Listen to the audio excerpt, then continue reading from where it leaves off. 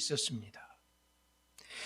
그 중에는 잘못된 것을 고칠 수 있도록 재촉도 하시며 여러 가지 환경을 통해서 야곱의 인생을 주관하시는 모습을 우리는 보게 됐습니다.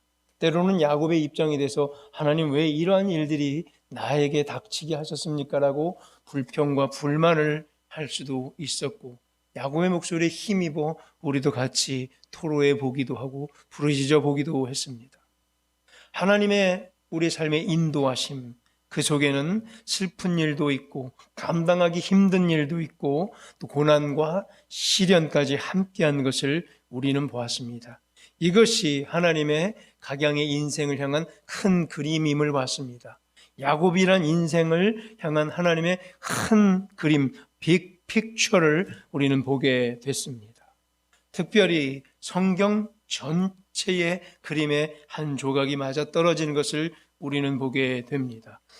그 큰 그림을 보게 되니까 야곱을 통해서 하나님께서 펼치실 일들, 그리고 그의 아들 요셉을 통해서 하나님께서 펼치실 특별히 구속사의 큰 한 줄기를 우리는 관통하게 됩니다.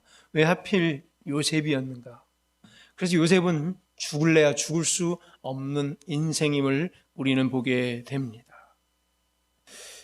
창세기 50장 20절과 21절을 한번 묵상을 해보게 됐습니다. 당신들은 나를 해하려 하였으나, 요셉이 형들에게 하는 말이죠. 하나님은 그것을 선으로 바꾸사 오늘과 같이 많은 백성의 생명을 구원하게 하시려 하셨나니.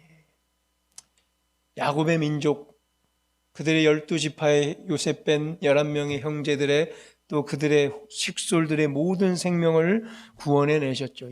대략 리더십만 그 식솔들만 70명의 2,000명가량의 사람들을 당시 구원해내셨죠. 기근에서. 21절 보니까 당신들은 두려워하지 마소서, 내가 당신들과 당신들의 자녀를 기르리이다 하고 그들을 간곡한 말로 위로하였더라. 이 마지막 순간에 다 죽어가는 이때에 이스라엘 백성들을 7년간의 기근으로부터 구출해내는, 구원해내는 엄청난 은혜가 요셉을 통해서 이스라엘 백성 전체에 있게 됐죠. 자, 이 말을 창세기 50장 20절과 21절을 읽으면서 앞에 야곱의 모든 일대기와 요셉이 겪었던 풍파와 환난 그 속에서 우리도 동일하게 동일시하면서 우리가 겪은 모든 슬픔과 아픔과 상처가 다 위로로 바뀌고 있음을 이 위로 한마디에 우리는 들을 수가 있었습니다. 하나님께서 야곱을 통해 이 큰 그림을 그려 가시는 동안 그가 가장 사랑하는 아들 요셉은 애굽으로 팔려가게 됩니다. 자, 성경을 얼핏 우리가 36장을 지난번에 묵상할 때 얼핏 읽어보면 요셉은 고자질장이었죠. 자랑질하는 사람이었죠. 철부지였죠. 그래서 형들에게 미움을 받아 버림받아 애굽으로 노예로 끌려가는 것처럼 보일 수도 있었지만 좀 더 깊숙이 자세히 숙고해보고 묵상해봤을 때 거기에 하나님의 큰 뜻이, 하나님의 큰 계획이 그 안에 숨어 있음을 우리는 보게 됐습니다. 36장의 2절을 보면요, 37장 2절이죠. 37장 2절을 보게 되면 그들, 형들이죠. 형들의 잘못을 아버지께 말하더라 라는 것을 보고 요셉은 형들의 나쁜 문제들을 아버지에게 갖고 와서 형들이 갖고 있는 문제점들을 고자질했다기보다 그것을 선으로 더 바꾸고 더 이상 범죄하지 않도록 지키고자 했던 것이 요셉의 그 뜻인 것을 우리는 또 보게 됩니다. 요셉의 성품을 봤죠. 형들의 악행을 용납하지 못하는 또 고든 성품뿐만 아니라 투명하고 맑은 성품을 가지고 있다고 요셉을 좀 변호하면서 읽어봤습니다. 형들의 잘못을 오히려 해결하고 아버지 야곱의 정신을, 이스라엘 백성들의 정신을 보호하기 위해서 어린 요셉이 17세였잖아요. 자기가 할 수 있는 최선의 방법을 다 해보지 않았을까도 또 봅니다. 오히려 어린 나이에 형들과 같이 악한 일에 휩쓸려 다니지 않았고 고결함을 지킬 수 있었고 순결했고 그러한 정신의 소유자였음을 우리는 볼 수 있습니다. 37장 13절 14절을 보면 오히려 야곱은 요셉을 매우 신뢰하고 있음을 보았습니다. 다른 아들들의 부족함을 오히려 경계하며 지켜보고 있었죠. 너를 그들에게 보내리라 하면서 형들을 오히려 잘 감시하고 양떼들도 잘 있는지 보고 돌아와 아버지께 또 보고하는 그런 일들을 요셉이 맡았었죠. 그들을 오히려 지키기 위해서죠. 형제들을 지키기 위해서고 보호하기 위해서 오히려 똑똑한 어린 요셉에게 이런 사역을 맡긴 게 아닐까. 그리고 가장 신뢰하는 아들 요셉에게 오히려 맡긴 것을 아닐까라고 합니다. 물론 형제들 간에 시기하고 질투하겠죠. 나보다 내 동생을 더 사랑하고 나보다 동생을 더 신뢰했던 거에 있어서 형의 박탈감이 물론 없지는 않겠죠. 그렇지만 어쩔 수 없죠. 그 형제들 중에서도 더 탁월한 자가 있을 수 있고 더 진솔한 자들이 있기 마련이기 때문이죠. 요셉은 그런 자였다. 이미 이때부터 준비된 자였고 강력한 신뢰를 얻고 있는 자였다. 저 앞에 3절에서는 야곱이 요셉을 더 사랑으로 채색옷을 지어줬다. 이 채색옷은 차별 대우하기보다 더 마음이 쓰이죠. 요셉은 엄마가 없잖아요. 그렇죠? 어미가 없이 라헬이 죽었잖아요. 요셉의 어미 라헬이 죽었고 야곱이 가장 사랑했던 아내가 죽었고 거기에 대한 사랑의 투영이라 할까. 요셉에게 하나라도 더 해주고 싶었겠죠. 아픈 손가락이었잖아요. 요셉이 엄마가 없이 자라나고 있는 것에 대한 각별한 마음으로 채색옷을 해주지 않았을까. 그런데 형들이 그 채색옷을 보고 야, 잘 어울린다. 그동안 힘들었지. 야, 너 멋있어. 힘내. 이런 형이 왜 없었을까? 좀 그러면 안 돼요. 그 막내 동생, 엄마 없는 막내 동생이 특별히 그 옷 해준 게 그렇게 억울했을까? 형들에게 좀 묻고 싶어요. 어깨 툭 쳐줬으면 됐지.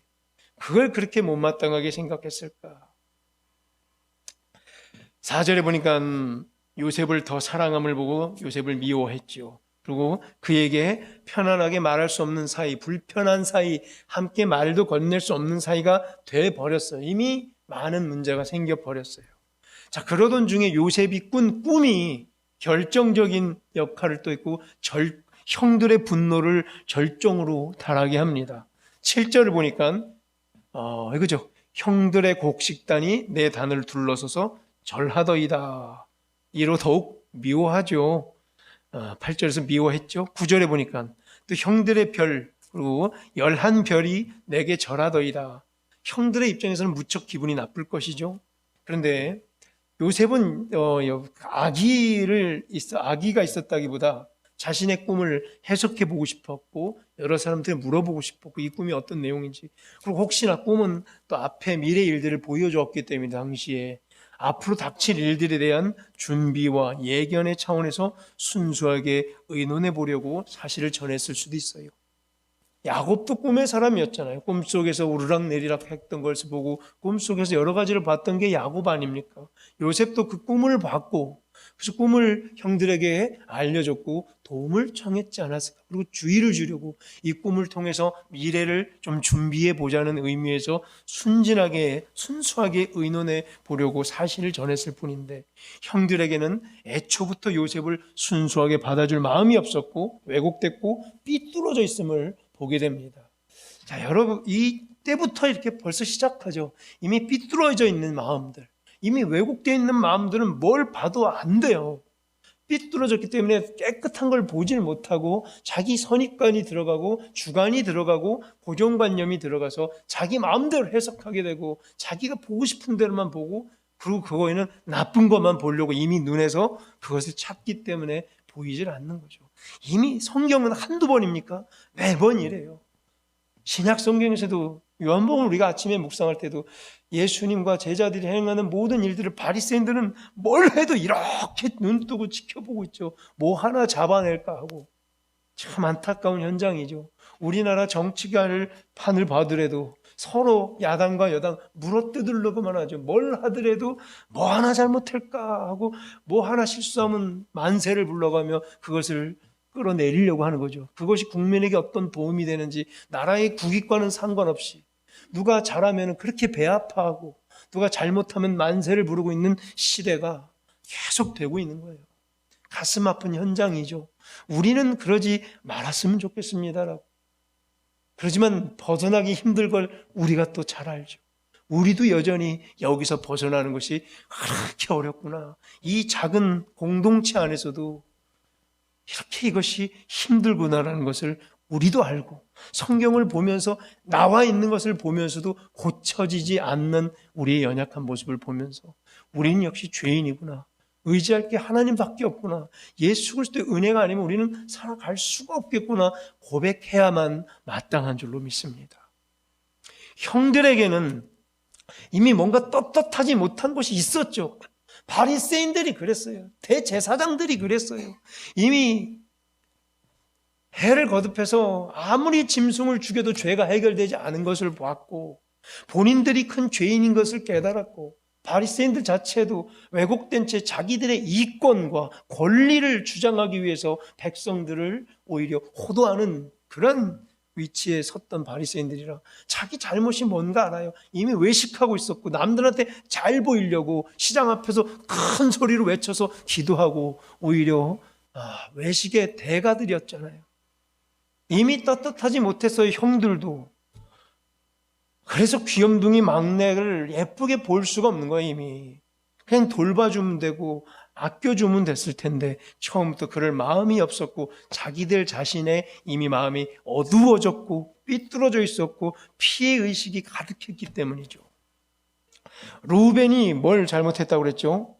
그의 아버지의 첫 빌하와 동침을 했고 야곱이 그것을 이미 알아채렸죠. 그래서 르우벤 첫째 아들 르시레유 르우벤은 늘 마음이 불편했고 자기 도둑이 지발들이듯이 자기 발이 저린 사람이었어요.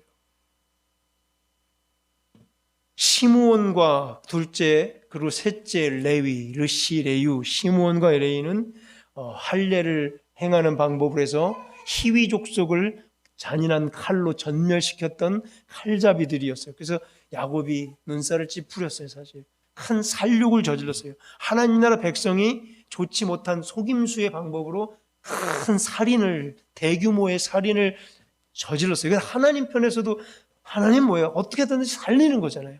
어떻게든지 공생하는 거였잖아요. 기회를 주는 거였잖아요. 그런데 잔인하게 진멸해버리는 것을 크게 좋게 보지는 않았다는 얘기죠. 유다는 어땠어요? 곧 나오죠. 38장부터도.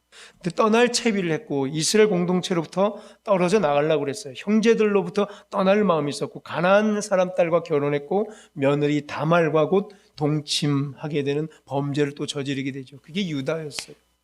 그리고 그 다음 아들 르시레유, 그 다음에 뭐였죠? 단납 갓사, 단 납달리 갓 아셀. 이 중간에 네 명은 뭐였어요? 첩의 자식들이었죠.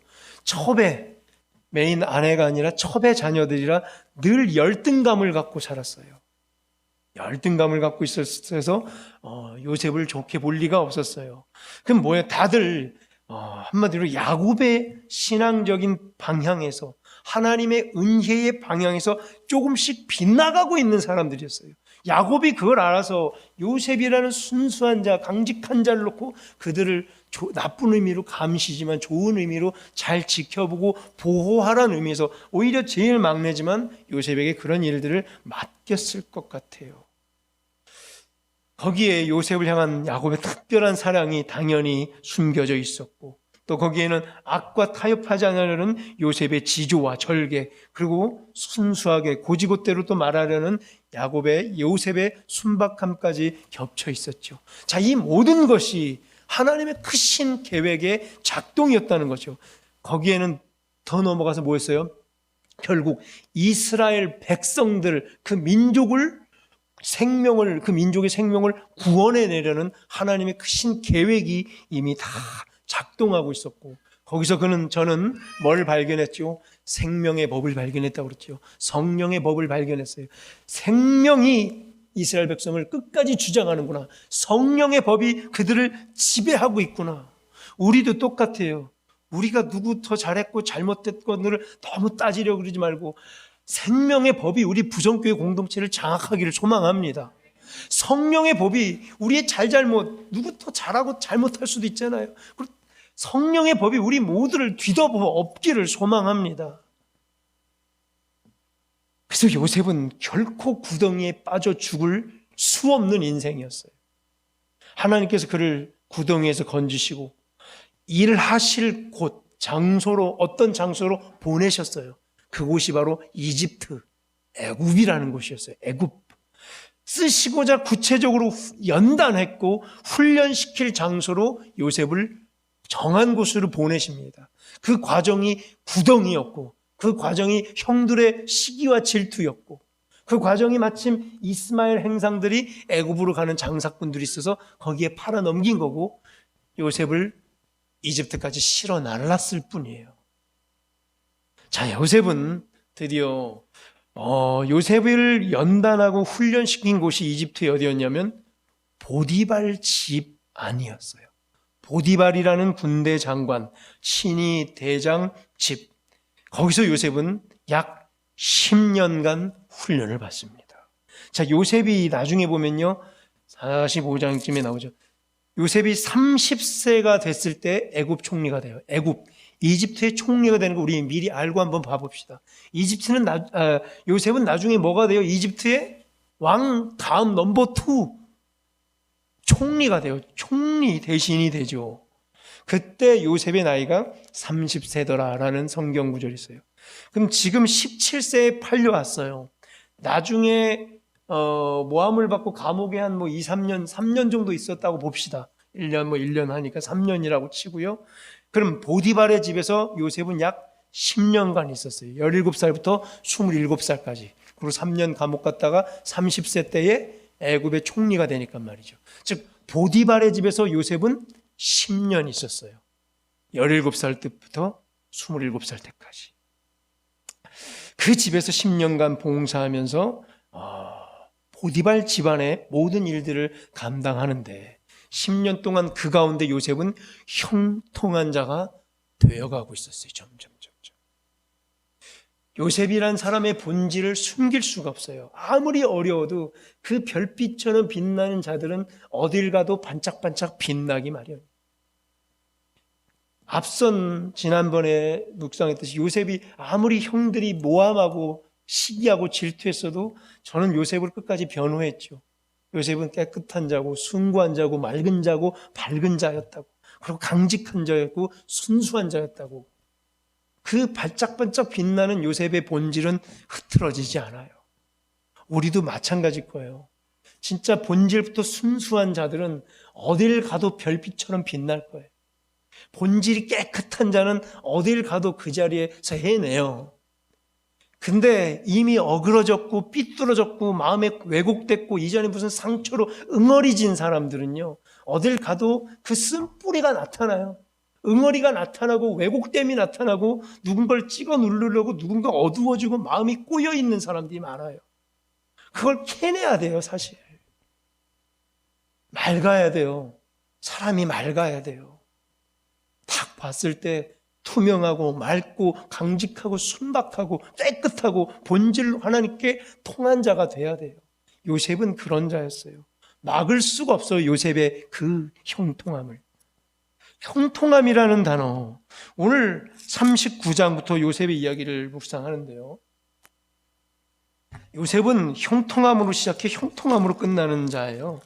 39장에 보면 2절에 요셉은 하나님과 함께 하심으로 그가 형통한 자가 됐다. 그리고 3절에서도 그의 범사에 형통하게 하심을 받다 그러죠.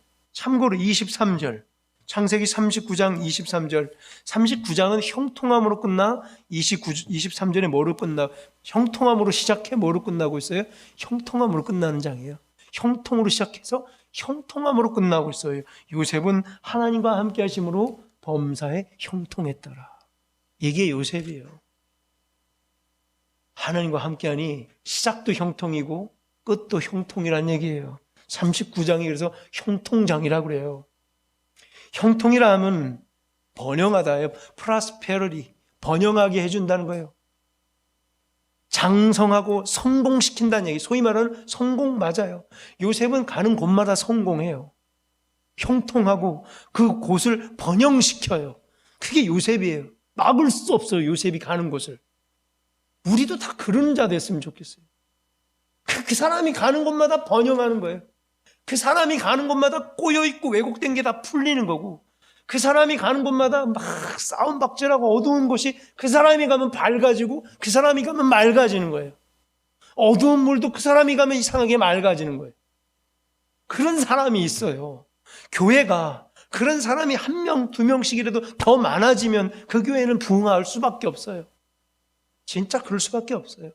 그런데 그런 사람이 어딘든 있긴 있는데 그 수가 막 작아지고 어두운 사람이 많아지면 거기는 힘들어져요. 맑은 사람이 많아져야 돼요. 그래서 그걸 교육하는 거예요. 우리가 예배, 교육, 교제, 전도, 섬김 중에 예배는 우리의 제일 첫 번째 거예요. 예배에 목숨 걸 수밖에 없고 하나님과의 관계며 하나님을 만나는 상징이며 임재며 생명을 얻기 위한 유일한 통로가 예배이기 때문에 우리는 예배를 제일주의로 가야 될 뿐만 아니라 그 다음에 그래서 교육이에요. 계속 교육받고 변해야 돼요. 교육 안 받고 안 변하면 그대로예요. 10년 전 사람이랑 10년 후 사람은 그대로예요. 하나도 안 바뀌고 교육 받은 게 없고 뭘 해야 될지 모르고 무슨 말을 가려야 될지 모른 채 그냥 오는 거예요. 제가 늘 쓰는 말 뭐예요? 달력만 넘기다 끝나는 거예요. 맨날 달력만 넘겨요. 그냥 하나도 변화가 안 되는 거예요. 이것처럼 비극이 없는 거예요. 비극이에요. 비극. 교회에 20년 30년 다녔으면 이렇게 변하고 이렇게 변하고 이렇게 변해 있어서 와, 저 사람을 보면서 사람들이 다 녹을 수 있는 사람, 그 사람이 말 한마디면 모든 게 평정될 수 있는 사람, 누구나 존경하고 그 다음에 하는 말마다 기가 막히게 자기 겸손을 뿜어내며 공동체를 살려가며 힘든 자를 보호하는 말들, 잠시 어려운 것들도 덮어줄 수 있는 말들, 사람을 보호해주고 안아줄 수 있는 말들로 바뀌는 거예요. 그런데 교육을 받지 못하면 그대로예요. 옛사람 그대로고 나이만 드니까 권위의식만 들고 문제가 되는 거예요. 교회에. 요셉과 같은 사람이 되어야 돼요. 그가 가는 곳마다 이상하게 번영이 되고 형통케 되고 성공하게 되는 거예요. 그럼 왜 요셉이 됐을까? 창세기 39장 2절을 보면요, 요셉이 형통한 자가 될 수 있었던 이유를 설명해 주고 있습니다. 이유는 뭐예요? 여호와께서 요셉과 함께 하심으로. 함께하다. 하나님이 그와 함께하다. 함께라는 이 말 자체는 나중에 예수님께서도 많이 하죠. 나와 함께하는 자를 예수님은 뭐라고 바뀌어요? 내 안에 있고 내가 그 안에 있는 자. 요셉은 하나님 안에 있었고 하나님이 그 안에 있었던 자예요. 예수님도 잘 말해요. 내 말이 그 안에, 그가 내 안에 거하는 자는 형통케 될 수밖에 없는 거예요. 똑같은 거예요. 하나님이 여호와께서 요셉과 함께 하셨다라는 가장 중요한 단서가 적혀 있어요. 요셉이란 사람이 형통할 수 있었던 가장 근본적인 이유는 하나님께서 함께 하시는 거예요. 우리도 앞선 요셉이 형통할 수 있는 이유를 제가 이미 막 다 깔아드렸죠. 37장 지난주에. 그는 뭐 했다고 그래서 순수했다고 그랬죠. 정직했다고 그랬죠. 맑았다고 그랬고 밝았다고 그랬고 동시에 강직했다고 그랬어요. 자기가 꾼 꿈을 형들에게 그대로 말해버리는 아주 고지고지대로 말하는 사람이었어요. 순박했고 꾸밈이 없었고 머리 굴리지 않는 사람이었다는 거예요. 야곱의 강력한 신뢰를 오히려 젊은 청년 17살이었지만 아비의 신뢰를 잊고 17살 때부터 반짝반짝 빛났고 자기가 누군지를 알았고 본질이 밝은 사람이었어요. 그래서 오히려 형들을 지켜주고 형들을 돌보던 자였어요. 어릴 적부터. 요셉은 그래서 어릴 적부터 형들을 돌봤고 나중에도 또 형들을 돌보죠. 가족을 늘 돌보는 사람이 있어요.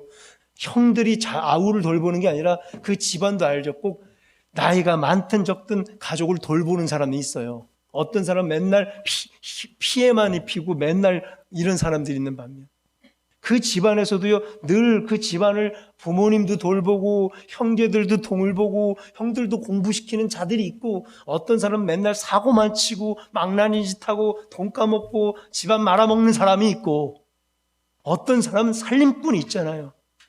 그걸 막을 수가 없어요. 어렸을 적부터 본질이 있는 사람들이 있는 거예요. 요셉은 그런 자였어요. 살림꾼이었어요. 어딜 가도 살림꾼. 제 말 이게 맞아요. 형들한테 미움받았을 때조차 아버지의 가장 큰 신뢰를 잃은 야곱 집안의 살림꾼이었고요. 그가 보디발의 집안에 갔을 때는 어때요? 보디발 집안의 살림꾼이었고요. 그가 애굽의 총리가 되면 애굽 집안의 살림꾼이에요. 그가 이스라엘 나라를 맡으면 이스라엘 나라의 살림꾼이 되는 거예요. 그가 가는 곳곳마다 그 살림을 돌보는 자가 있고, 또 누군가는 살림을 축내는 자가 있어요. 맨날 실수하고 까먹고 망하는 자가 있고. 요셉은 악행에 휩쓸려 다니지 않았고, 하나님의 경영뿐만 아니라 야곱의 아버지의 경영에 쓰임받기를 원했던 사람이었어요. 그는 분명히요, 어디를 가든지 잘 적응할 거예요. 그렇죠? 그는 어디서 무슨 일을 맡겨도 분명히 잘 해낼 사람이었어요.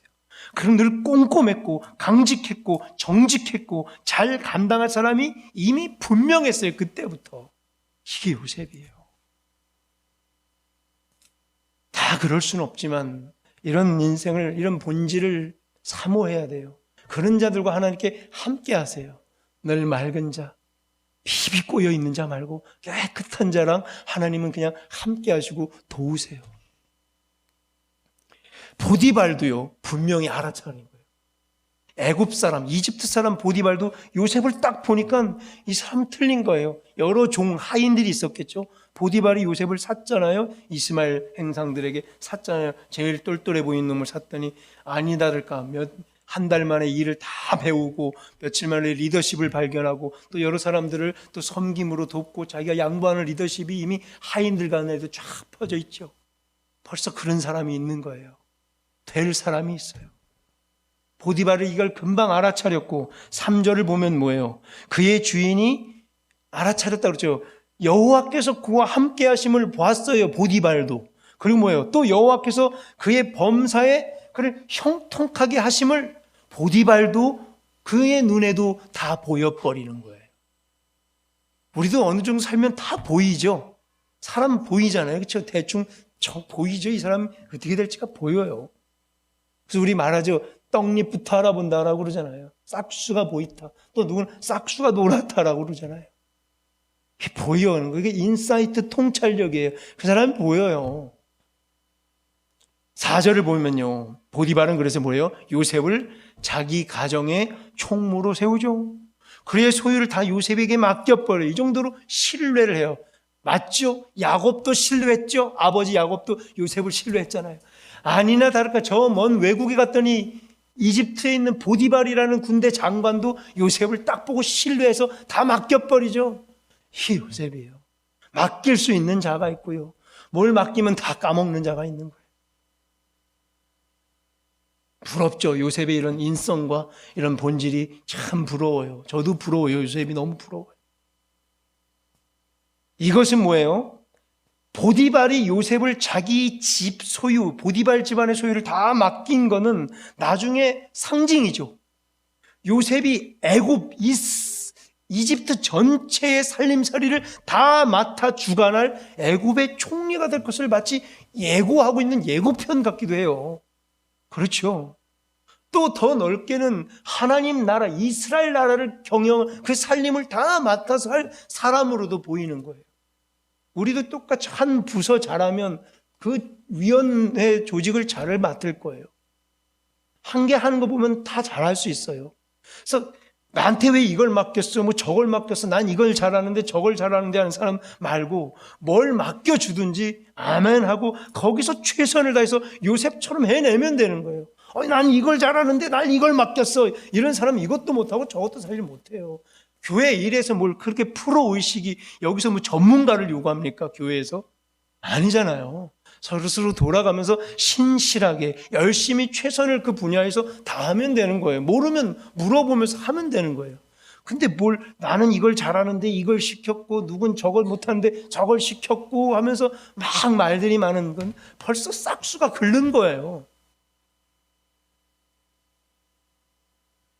보디발 장군의 가정 살림을 다 주관하는 가정 총무가 된 요셉. 이후에 애굽의 나라 살림을 다 주관하고 통치하는 그 나라의 총리가 될 과정이 이미 준비되고 있었다. 그 전에 뭐라고 그랬죠? 저는 야곱의 아비의 그 양떼들을 돌볼 때 이미 요셉은 다 준비되어 있었고 이미 훈련받고 있었다. 나중에 훌륭하게 애굽의 총리가 돼서 정치를 할 수 있도록 하기 위해서 하나님께서는 여기서부터 요셉을 이미 다 준비시키고 연단시키고 훈련시킨 거예요.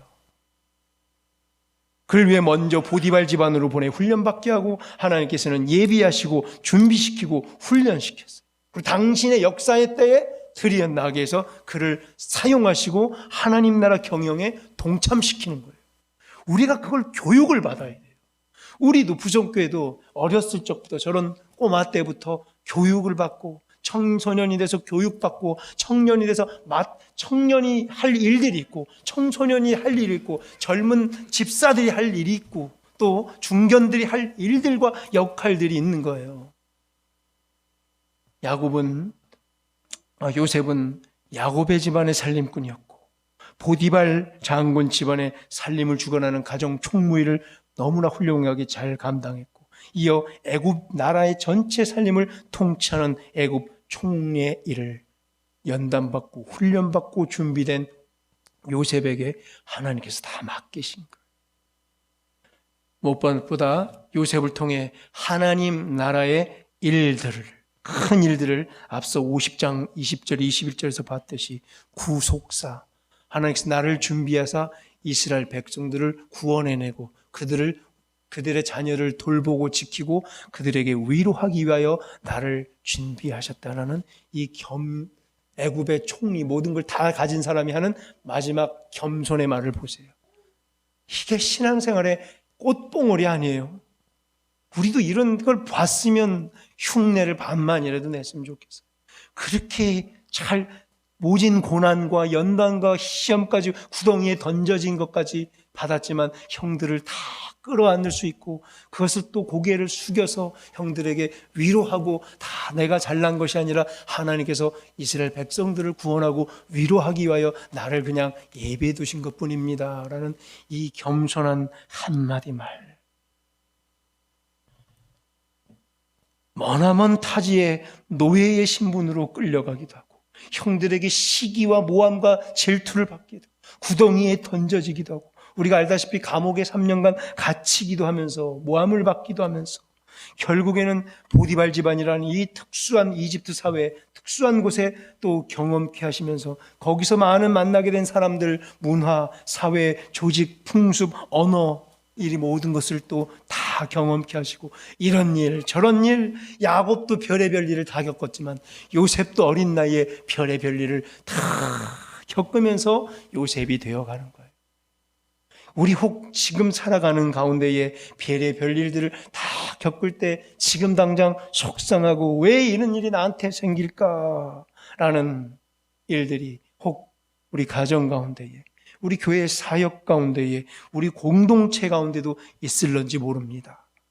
그래도 우리 요셉의 형통처럼 요셉의 이 한 명의 형통이 보디발 집안의 형통으로 이어지고 요셉을 위하여 여호와께서는 그 애굽 사람의 집을 복 내려줬다는 5절의 고백처럼 39장 5절에 요셉 하나 때문에 보디발이 복받았고 또 보디발이 복받는 게 아니라 요셉 하나 때문에 또 나라 애굽 전체가 복받는 이러한 일들이 요셉의 인생을 통하여 펼쳐지고 있습니다. 요셉 하나를 통하여 이스라엘 나라 전체가 복받고 또 구원받는 역사가 일어난 것처럼 요셉 가까이에 붙어있는 자들 그들과 또 요셉과 관련이 맺은 자들 하나님께서 은혜해 주심을 우리는 보게 됩니다.